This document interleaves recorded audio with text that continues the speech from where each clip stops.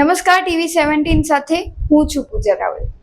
ગુજરાતમાં ફરી એક વખત ગુજસી ટોકનો કાળો ચહેરો બહાર આવ્યો છે। વડોદરા ક્રાઇમ બ્રાન્ચે હરિયાણામાં પીજીમાં છુપાઈ રહેલા કુખ્યાત બુટલેગર અલ્પુ સિંધીની બાતમીના આધારે ધરપકડ કરી છે।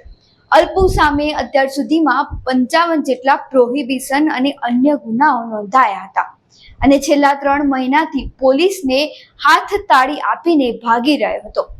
ટેકનિકલ સર્વેલન્સ અને હ્યુમન ઇન્ટેલિજન્સના આધારે આખરે પોલીસે તેની લોકેશન ટ્રેસ કરી અને તેને ઝડપી લીધો છે। માત્ર 1 મહિનામાં 8 લોકો સામે ગુજસી ટોક હેઠળ કેસ નોંધાયો છે, જેમાંથી 6 ની ધરપકડ થઈ ચૂકી છે, જ્યારે 2 ગુનેગાર હજુ સુધી ફરાર છે। મધ્ય ગુજરાતમાં અલ્પુ સિંધીને લિકર કિંગ તરીકે પણ ઓળખવામાં આવે છે। તેનો નેટવર્ક કેટલો મોટો છે એ હવે તપાસનો વિષય છે। આ કેસમાં વધુ ખુલાસાઓની પણ શક્યતા છે। ગુજસી ટોક હેઠળ અંડરવર્લ્ડ કનેક્શન, બીજા બુટલેગર ગેંગો સાથેના સંબંધો છે કે નહીં તેની પણ ચકાસણી કરવામાં આવશે। વડોદરા શહેરના પોલીસ કમિશનર શ્રી નરસિંહ કુમાર સાહેબ વડોદરા શહેરમાં શરીર સંબંધી અને પ્રોહિબિશન દારૂ સપ્લાય કરતી ગેંગો ઉપર ગુજસી ટોકના ગુના હેઠળ સકંજો લીધી દીધો।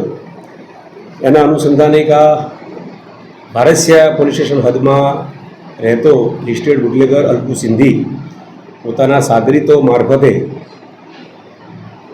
વિપુલ માત્રામાં વડોદરા શહેરની અંદર અને તેના આજુબાજુના વિસ્તારોની અંદર દારૂનું સપ્લાય કરતો હતો। આ અનુસંધાને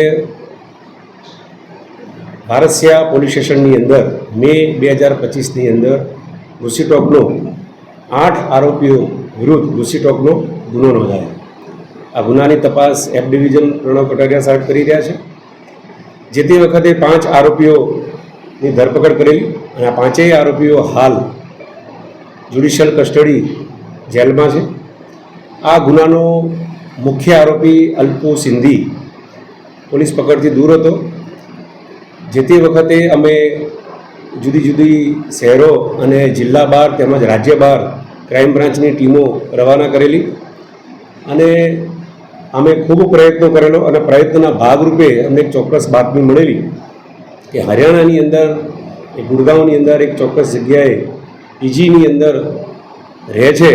એ બાતમીને હ્યુમન રિસોર્સથી અને ટેકનિકલ રિસોર્સથી એને ચોક્કસ જગ્યા પ્રસ્થાપિત થયેલી અને ગઈકાલે રાત્રે અમને એ આરોપી હરિયાણા મુકામેથી મળી આવેલો અને એને આજરોજ હાલ વડોદરા શહેર લાવવામાં આવેલો છે।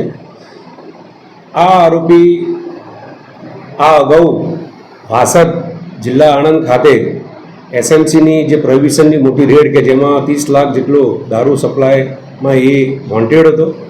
એ સિવાય ફતેગંજની અંદર ફતેગંજ બ્રિજ ખાતે જે હેરી સિંધી છે એ પણ લિસ્ટેડ બુટલેગર છે।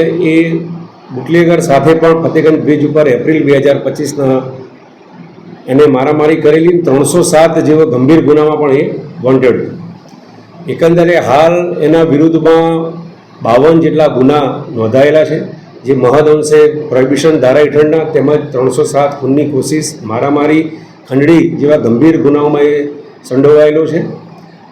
હાલ આ આરોપીને ફતેગંજ તેમજ ભારસિયાના ગુજસી ટોકના ગુનાના કામે જે તે આઈઓને સોંપવાની તજવીજ હાલ ચાલુ છે અને એ સિવાય અન્ય કોઈ આરોપી સંડોવાયેલો છે કે કેમ તેની વધુ પૂછપરછ હાલ ચાલુ છે।